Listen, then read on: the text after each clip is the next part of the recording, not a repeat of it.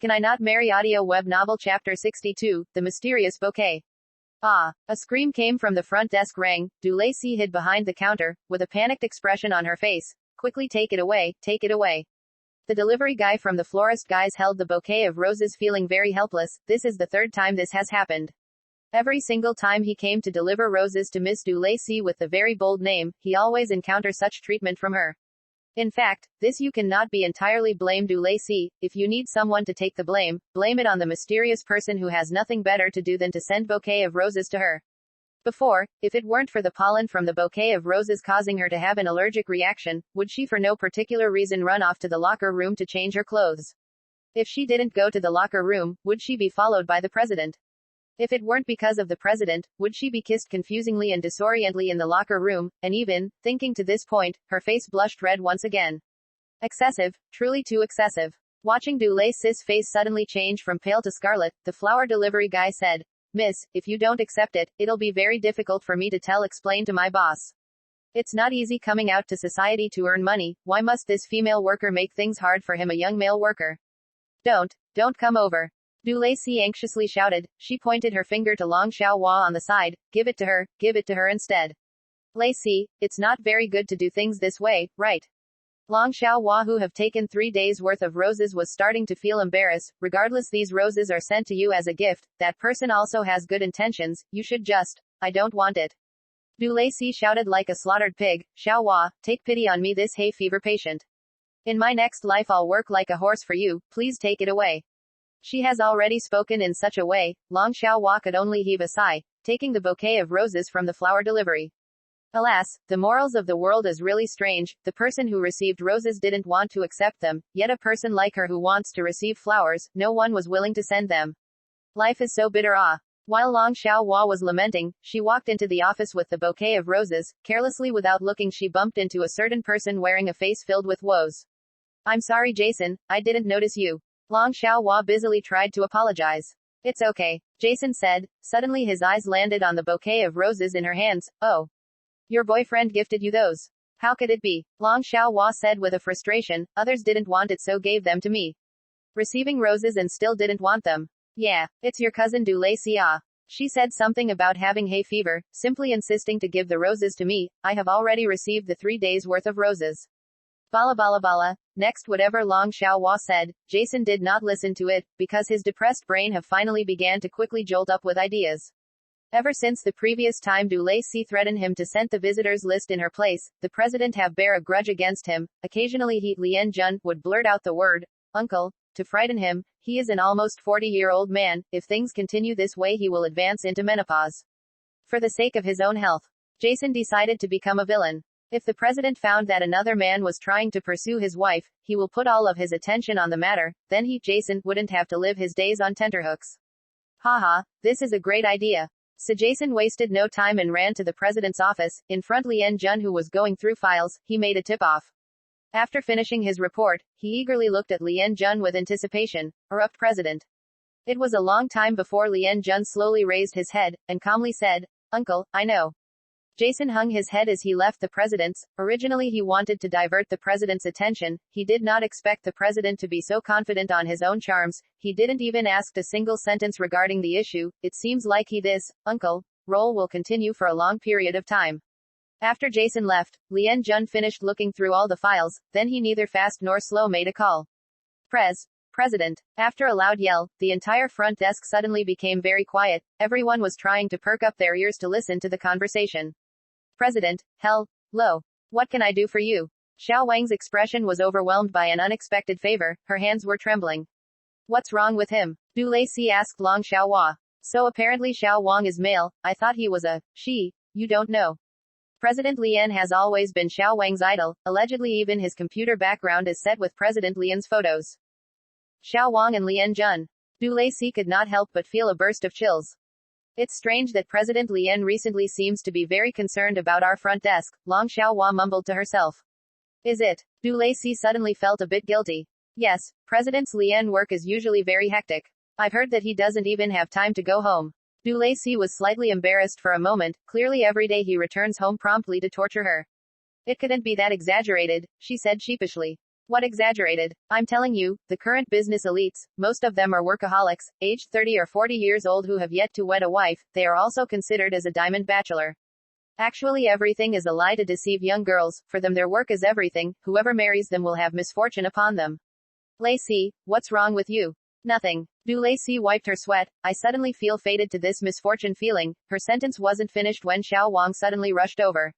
Xiao phone call. Xiao Wang's facial expression contained joys doped with a little excitement. Within those excitement there was a mixture of some panic. Seeing this made Lacey shudder with fear. Who is it? She asked. The president. Lacey's heart slightly trembled in fear. When she answered the phone call, she could feel the shooting glazes from all sides. Even Su Molly, who passed by, stopped to observing the situation. Hello. She said softly. Are you accustomed to your work yet? It's all right. Did you eat yet? I have just eaten. In the evening, let's go home together. Okay, I'm hanging up. And then the beep sounds came from the phone. Lacey, who still held onto the phone, has turned into a statue. It was clear that the president intentionally made that phone call to embarrass her. These sort of things, he could have sent her a text message or even asked her at home. However, he chose to call the reception and say these on the company's phone, causing all those who were unaware of the truth to set their eyes on her. Those naked eyes was what you call murdering a person with a borrowed knife. Sure enough, not long after all her colleagues rushed over, especially Xiao Wang. With an urgent expression he asked, Xiao Du, what did the president say to you? That's right. What did he say? Quickly tell us. Those besides her all said in unison. Lacey was embarrassed. She couldn't tell them that the president called to ask whether she had dinner, right? President Lian called to get an understanding of new employees' working conditions. No, that can't be right. The crowd burst as if they were in a pot of hot frying oil. Why didn't I receive a call from the president when I first entered in the company? Yes, that's right. This is also very strange. Xiao Du, could it be you and President Lian previously known each other beforehand? That's impossible. Lacey anxiously said. You guys should stop making disorderly guesses. In fact, President Lian, he's actually is randomly selecting employees to conduct some surveys. She managed to find an excuse and started to add inflammatory details to start adding the trimmings as she explained herself, saying a coincidence became a probability, from a probability to came down to one's luck, to finally she firmly draw a conclusion that President Lian picked her because her name is special. Just one glance at her he decided to pick her. I understand, Xiao Wang said as he patted his head. If I was called Wang by one, the president would have called me instead. Xiao Wang, you finally spoke the truth. Lacey was so excited that her face was almost filled with streaks of tears. This horror of the episode eventually didn't set off big waves due to Lacey's wits. However, that day when Lacey returned home, she became very depressed. She deeply felt that if she continues to do things sneakily, eventually she will have schizophrenia. You don't have to wait for me tomorrow, I can go home by bus, she said. Why? Lian Jun calmly asked. It's because of your phone call today. Once Lacey thought of it again, she became very annoyed. Her tone also became a few degrees heavier. If you need anything you should just call my cell phone. Why must you call the front desk line? Did you know you almost had exposed my identity today? What if others discover her traveling in the president's car after work? Even if she has 10 mouths she still wouldn't be able to explain the situation. You don't want to let others know of our relationship. Lian Jun's voice suddenly became serious. Lacey, who was in the middle of complaining, suddenly froze. She realized her attitude before may have come across as excesses. She quickly tried to explain in a sweet and girly voice. What I meant to say is, in fact our relationship as long as we know it, it's fine. We don't necessarily have to let the employees at company know as well, don't you think so? She said, secretly took a glance at Lian Jun's reaction from the corners of her eyes. He started driving the car and did not answer her. Sure enough, the president still got angry. That day, when they returned home, for the entire night Lian Jun ignored Lacey. Even when she was sleeping, he is still in the study looking through files, which made Lacey feel extremely suffocated.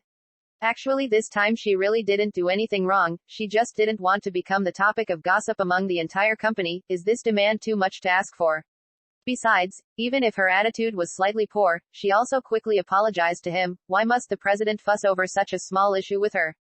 The more Lacey thought, the more she felt the president was being too excessive. Ever since they wedded, regardless of whether the issue is big or small he'll make the decision. She never once only disobeyed his commands.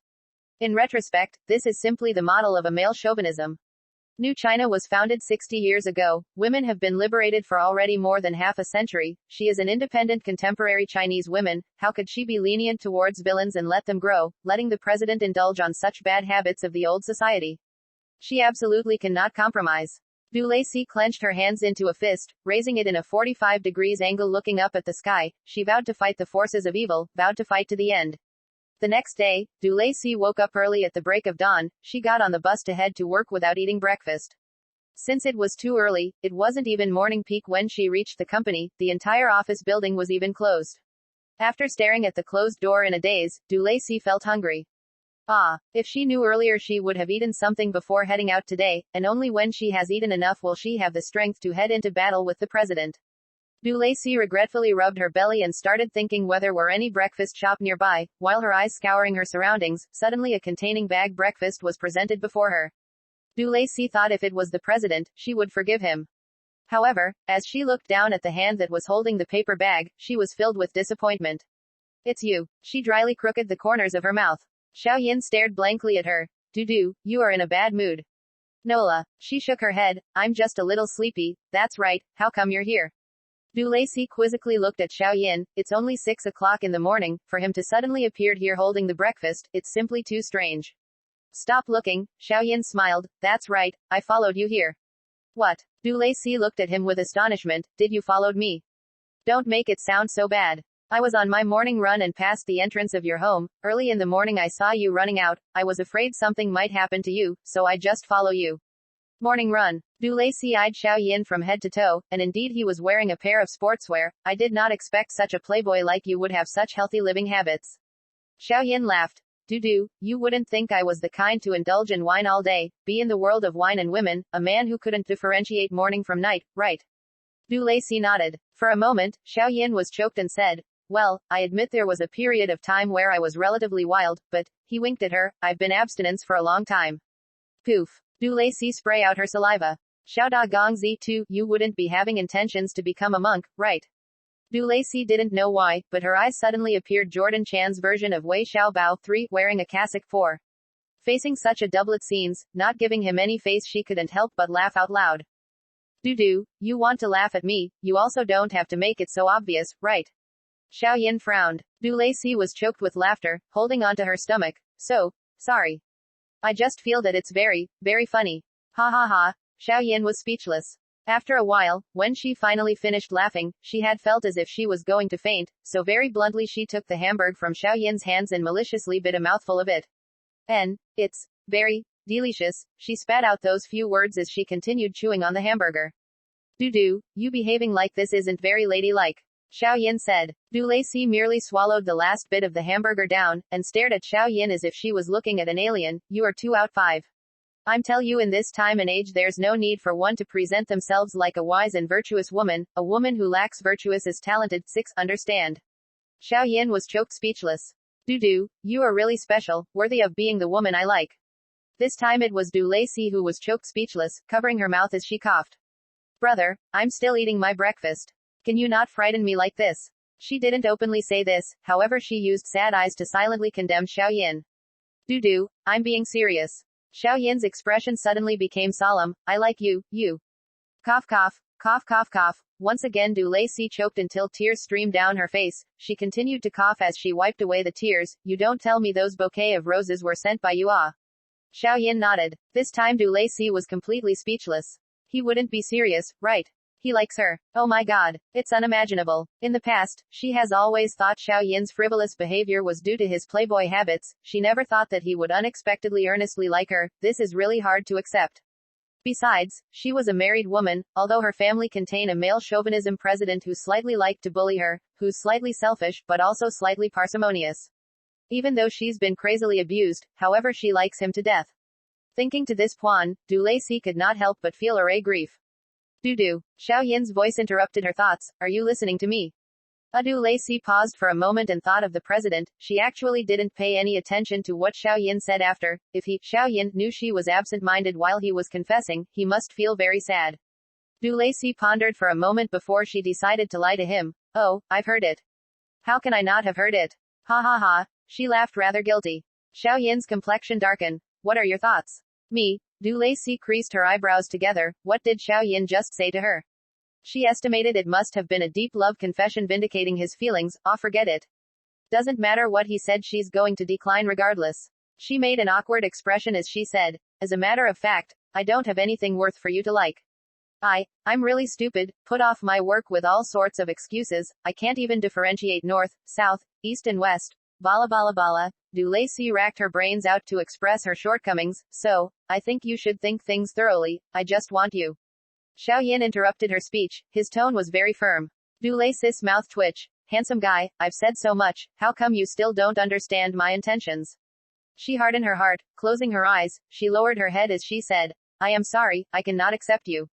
Suddenly the surrounding became very quiet, Xiaoyan's eyes suddenly darkened even more, and after a long time, he suddenly smiled as she said, actually, I had expected this. Once he said this he leaned forward and hugged her tightly.